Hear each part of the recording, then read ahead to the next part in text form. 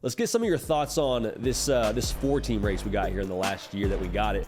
Like you said earlier, we have four teams that I think all very easily have a case or have a path to be able to win the thing. Like, there's no team that I'm like, yep, they're just round one, they're out. There's no team that I'm viewing like TCU this season. And TCU made the national title last year and got boat raced. But is there a team here like that would surprise you the most of these four, with all four being solid options to win the national title?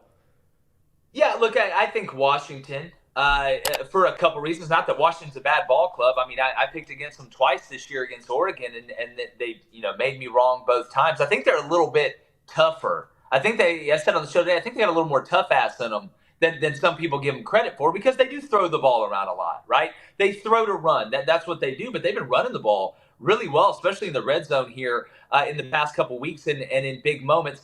Where I question Washington a little bit is I think their offensive line has been punching above their weight for a lot of the year. And when I look at Texas's pass rush versus Washington's pass rush, I think Texas has a lot better chance to get to Penix than Washington does to get to Ewers. I mean, don't forget, this Texas offensive line went into Bama, and Quinn Ewers left with the same clean jersey that he walked in on. Then you flip it on the other side, and you look at what Texas is able to do from a run-stopping standpoint against what Washington can do from a run-stopping standpoint. I give Texas the edge there a little bit too. So I'm like you. I know the game is won and lost up front. You've got incredible skill players here. I will say, JD, I will say, which secondary from Texas are we going to get? Are we going to get the one that looked like they figured it out against Texas Tech? Are we going to get the one that was shredded lettuce for the couple weeks leading up to that? And you're not, facing, Rome and McMillan and Polk with a guy like Penix that can spin the ball with a decent run game too behind him. That's not going to be a walk in the park either. I just think Texas is just going to be a little bit too much up front for Washington at the end of the day. But look, I'm 0 for 2 picking against Washington. So, take that as you will. Brother, I'm like 1 in maybe 3, 1 in 4. Like every single Sunday morning after we pick against Washington, I got the good folks from Seattle in the comment section saying, wrong again. Oh, yeah. How do you have a job? I'm like, bro, I don't know. My eyes tell me one thing. The game the next day tells me another. After they won, they put me in a hype video after they won, picking against it, which I'm fine. Thanks for the free PR, but sure. No, I totally feel you. Me and you are both.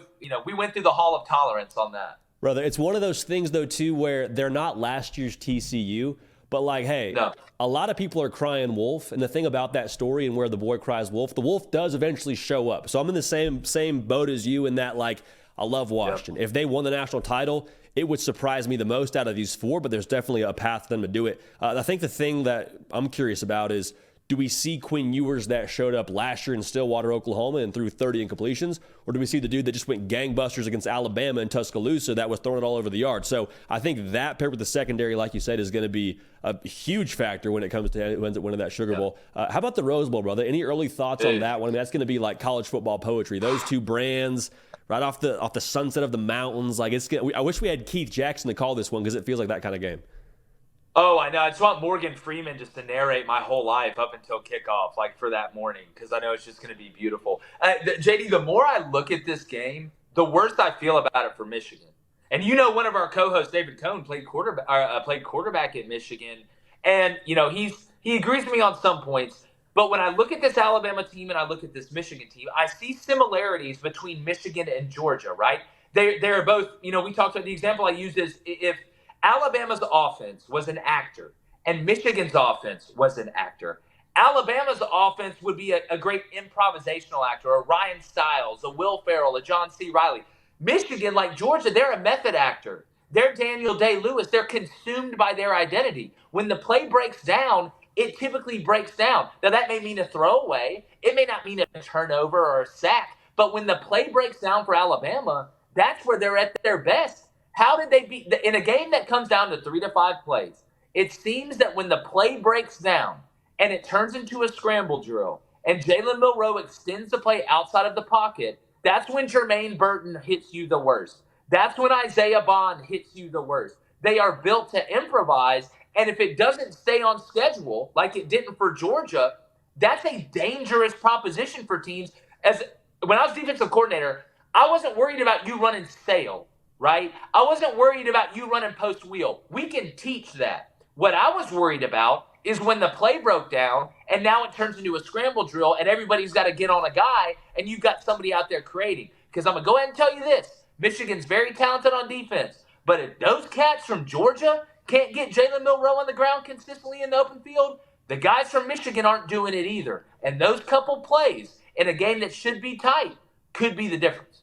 Brother, we're on the exact same page there. Like, I'm watching that game in Atlanta and seeing Smile Munden, I mean, fit it right, but just seeing Alabama be able to overpower that second level of the Georgia's defense. And Georgia had some young guys out there, totally true, but I don't feel like Michigan's defense is, like, substantially more dynamic than what Georgia brought to the table on that day. And Alabama just, I mean, they didn't play over their head. They played pretty solid. I think Milroe had, like, less than 200 yards passing, and they still just found a way to take what we're being given from Georgia and be able to take a profit and get paid. My thought on this one, I'm curious to hear your thoughts on, when it comes to Michigan. Like, Jake, I don't love the idea of Michigan being down 10 at half and having to find a way to catch Alabama. Do you feel the same way as it pertains to, like, explosive plays in this one? I feel like that favors the Tide.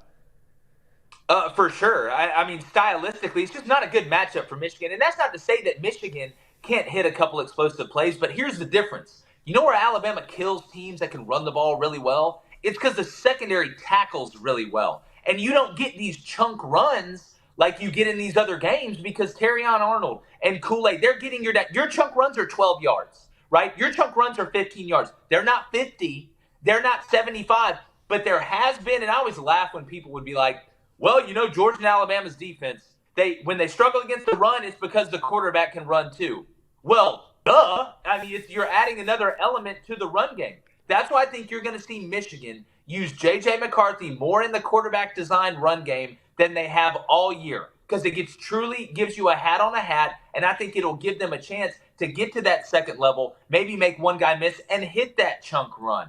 I think you're going to see a lot of quarterback design run from Jalen Milroe in Alabama as well. So the Tide's ability to tackle in the secondary, I think, is going to be huge in this game, and Michigan is going to have to find a way to get explosive plays without getting too cute and trying to run a bunch of reverses. But I think Loveland, the kid at tight end, that's a big matchup in the seam that I want to see, and he's been their security blanket. That's JJ's guy when he has to have it, especially on third down. We know he's going to Colson. So it's going to be interesting schematically to not only see the game plan, but to see the true playing of the game, and that's in the adjustments during the game, the adjustments at halftime, and kind of the tempo and the aggressiveness of the play calling, not only schematically, but on third and fourth down as well. No, I 100% agree, especially what you said about J.J. McCarthy. Like, he's not just this dude that's sneaky athletic, like 4'5", 40 kind of guy that can hurt you if you give him a little bit of space to work with. It's going to be fun, man.